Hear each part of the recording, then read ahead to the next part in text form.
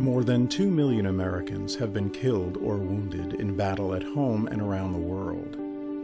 Both men and women gave up their bodies and/or their lives defending us against all enemies, foreign or domestic. For far too many, their sacrifices have gone without the recognition they truly deserved. If protecting our country is the ultimate mission of the military, those who paid for that with injury or death fulfilled that mission at the greatest personal cost. The National Purple Heart Hall of Honor was created to collect, preserve, and share the stories of Purple Heart recipients from all branches of service and across all conflicts for which the award has been available. It was conceived when Patrick Morrison of Cornwall wrote to complain that there was nowhere in the U.S. that honored Purple Heart recipients. From there, the Genesis Group was created. It consisted of Lieutenant General James D. Hughes, Senator William Larkin, Sergeant Joseph Farina, and newspaper publisher Everett Smith. The hall itself opened in 2006. Earlier this summer, the Purple Heart Patriot Project, under the auspices of the National Purple Heart Honor Mission, held the first gathering of Purple Heart recipients from around the country at and around the Hall of Honor, West Point, Newburgh, and more. Welcome. I know you got a great day planned. Many of my colonels and others are going to be talking here in a minute. Here at West Point, we talk about living and leading honorably and demonstrate excellence every single day. And you all have done that on the field of battle. What we hoped would be accomplished from this mission for our Purple Heart veterans to see the Hall of Honor, to stand in it, to experience it, the emotion, the healing power. There's a bit of them, every single one of our Purple Heart recipients, in that Hall of Honor. A lot of people do not know what the Purple Heart stands for. A lot of people think it's just a medal that they give the guys who are dead. No, it's the guys who survived that. The men and women who survived that, who are the living examples of those that paid the ultimate sacrifice. Our nation has about 2 million veterans that have earned the Purple Heart. Today, only about 250,000 of them are enrolled in the National Purple Heart Hall of Honor. We're a nonprofit. Our initial mission was to get the National Purple Heart Hall of Honor built. Now the second part of the mission is getting the word out to veterans around the country, family members of deceased Purple Heart recipients, to ensure that their rightful place in our country's history is forever maintained. Purple Heart recipients and their guests extensively toured West Point, paid a visit to the National Purple Heart Hall of Honor, toured George Washington's headquarters, and enjoyed downtime with each other. A lot of these Purple Heart recipients have never been to West Point. Some of them have never been to New York. So there is an absolute awe factor in just seeing the beautiful sight of the Hudson River, the mountains, and the architecture involved in the historic West Point. We've got Purple Heart recipients representing states throughout our union. So what we've got is the best of the best. Yeah, the Purple Heart group has given me the best honor that I have ever received in my life.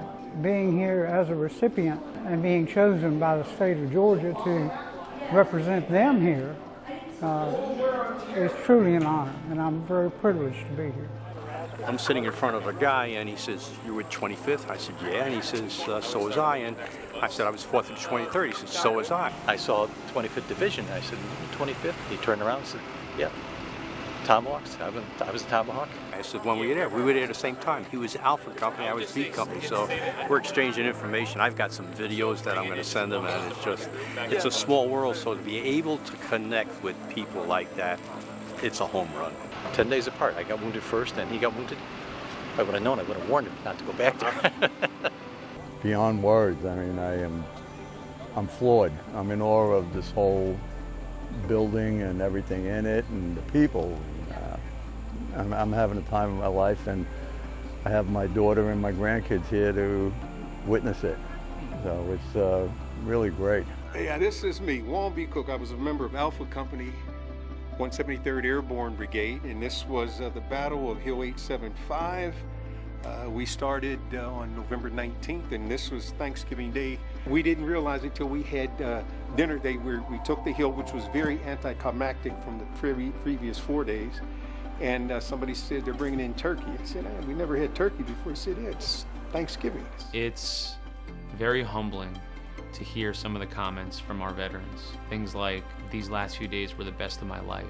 I never had this type of thank you. The Purple Heart pulls people together. It tells us that we were both there, and even though we had different experiences, we had the same experience. It's amazing. Mike is very quiet at home. He opens up to be around other Purple Heart recipients. He's with brothers. He's a different person here. It's really been amazing. We've got external scars that we share. We all have probably some internal scars that either we don't share, or we've been able to deal with over the years, and we've lost loved ones. We've lost loved ones, not just our family members, but the men and women to our left and our right. And I'm thankful for that tribe that I'm a part of with you. There has been a reason for this Hall of Honor. There had to be a reason. And I believe it was to be put here because you and you alone know what it's like to tell people thank you. We owe it to those who wear that uniform to be here when they get back. You want to know how to do it? Come right here to Newburgh and ask someone, they'll show you. Having someone like that look in my eyes and say, thank you for giving me what I've never gotten in all of my years of service, in all of my life, that's something that is immeasurable, not just to me, but our team that put this together. The people that have served, the people that have gone to war, didn't go to war because they loved war. They went because their country called upon them, and they went to do their duty. This is the inaugural mission #1, but we hope to do this every year going forward, and we need support. The National Purple Heart Hall of Honor will grow in both size and status in the coming months and years. So many Purple Heart recipients still need to be identified and brought into the roll of honor to have their stories told and be thanked for their sacrifices. It will continue to be a place where each one and their families can find comfort and a sense of comradeship from the only ones who truly know what they went through, each other.